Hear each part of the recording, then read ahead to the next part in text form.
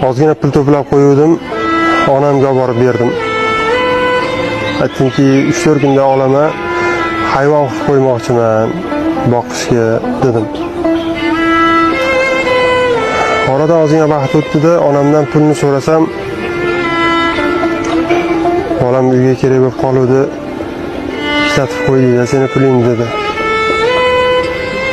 Shunda birdan jahlim chiqib ketib qoldi.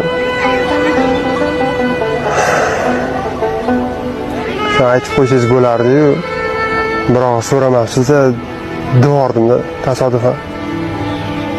Shunda hech qachon eshitishni xohlamagan gapimni eshitdim. Onam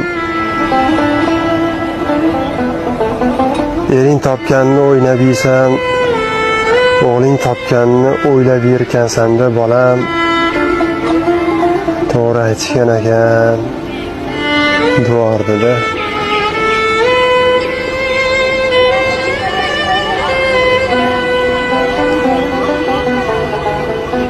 Bu gapni eshitishi, bu holatga tushishi yomon ko'radigan odamga ham ravo ko'rinmaydi.